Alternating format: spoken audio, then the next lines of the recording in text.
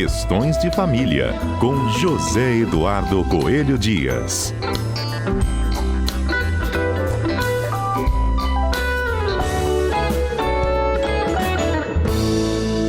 Edu, bom dia para você.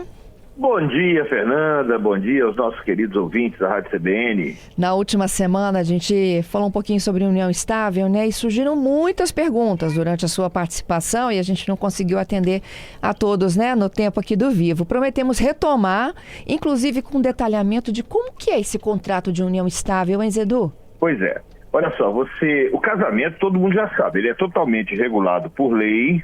A lei estipula como ele vai ser, mas você pode fazer antes do casamento o chamado pacto antinupcial, que são as cláusulas, as condições, a forma que vai ser aquela convivência e o regime patrimonial. Como a união estável é um fato e não não surge, ela tem assim as características determinadas por lei, mas ela não está, a formatação não é prevista em lei, como é no casamento, que você tem um ritual para habilitação, você tem um ritual para a própria cerimônia, né, para o ato do casamento. Na união estável, não. Então, o que as pessoas começaram a fazer? A fazer registros, a fazer uma espécie de um contrato de convivência, designando como vai ser essa convivência, qual regime de bens aplicável e tudo mais.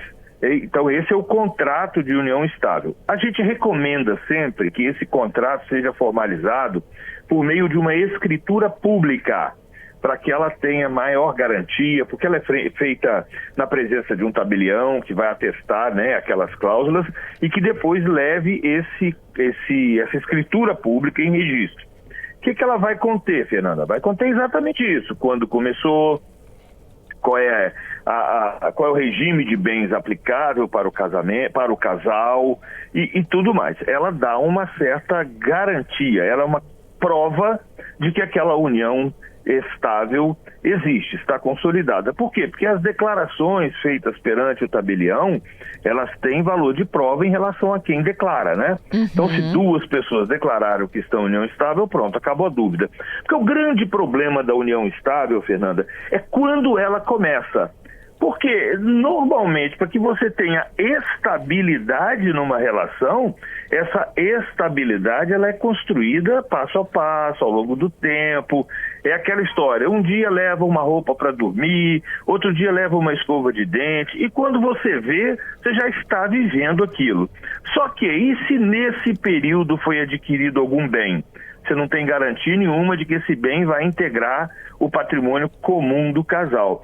Então, o que a gente deve fazer? Fazer essa declaração, essa escritura pública declaratória de união estável, porque vai servir, inclusive, para fins patrimoniais, tá? Uhum. E é basicamente isso. Zedu, uma das perguntas, inclusive, né, que a gente guardou para fazer hoje, ela pode ser desfeita por uma das partes? Essa união estável? Sim, ela pode ser desfeita. Agora, se dois combinaram, dois tem que desfazer, tá? Uhum. E se um não concordar, não tem jeito, aí você vai ter que judicializar. Você vai marcar, porque do mesmo jeito que é um fato a existência, a não existência também é um fato. Só que prova de fato negativo é uma coisa sempre mais complicada, não é, Fernanda? Sim. Imagina, provar que alguma coisa não existe. Não, o que você vai provar? Você vai provar que aquilo terminou. Como? Se você tem essa dificuldade, se os dois não querem ir lá no cartório e celebrar uma outra escritura pública dizendo que aquilo acabou, partilhando os bens e tal, você vai levar para o judiciário e vai dizer, olha, acabou, a relação acabou, foi bom enquanto durou, né? Mas acabou, e aí a gente precisa marcar também esse término, porque vai ter efeitos também patrimoniais. Então é muito importante. E uma coisa que a gente precisa alertar, Fernanda, é que quando as pessoas não fazem o contrato ou a escritura de união estável, especificando qual é o regime de bens, o regime de bens que vai valer para aquela união é o da comunhão parcial. É um regime equivalente ao regime da comunhão parcial. O que é o regime da comunhão parcial? É aquele regime em que vão se comunicar todos os bens adquiridos de forma onerosa no curso daquela relação. Ou seja, se eu adquirir um automóvel, aquele automóvel não é só meu, é meu e da minha companheira, da minha convivente. Se eu adquirir uma casa, a mesma coisa. Independentemente de quem tenha feito contribuição direta para a aquisição daquele bem.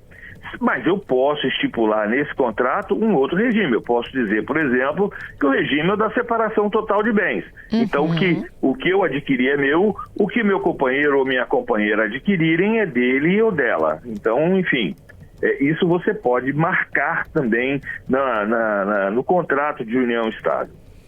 Isso é muito relevante. Eu tenho mais perguntas aqui, olha. Vamos lá. Um ouvinte, ela me disse o seguinte: uma pessoa que é separada de fato, mas não de direito, ou seja, ela não vive mais em união, mas continua legalmente casada, ela pode aderir a um outro contrato de união estável? Pode. Olha que coisa interessante, que pergunta boa. É boa a gente saber diferentão, hein? Porque olha só que coisa curiosa. Os impedimentos para a constituição de uma união estável são os mesmos impedimentos do casamento. E a única exceção é exatamente essa que você falou. Porque, note bem, na união estável, no casamento, eu não posso me casar de novo tendo o estado civil, estando lá no meu registro civil, que eu sou casado. Mas na união estável, esse impedimento não se aplica. Então, mesmo estando casado, eu posso formar uma união estável com uma terceira pessoa. Desde que, e aí preste atenção, desde que eu já esteja separado de fato do meu marido ou da minha esposa. Então, pode sim, pode ficar tranquila. Se for o caso dela, isso não vai atrapalhar os planos. Perfeito. E por último, tem uma dúvida aqui muito particular, e eu vou ler mesmo a pergunta do ouvinte, tá? Bom. Se caso alguém que cuida de uma pessoa que é idosa, no futuro, ela pode reivindicar, tipo uma pensão, mesmo não tendo um vínculo, e reivindicar o quê? Uma união estável, é isso?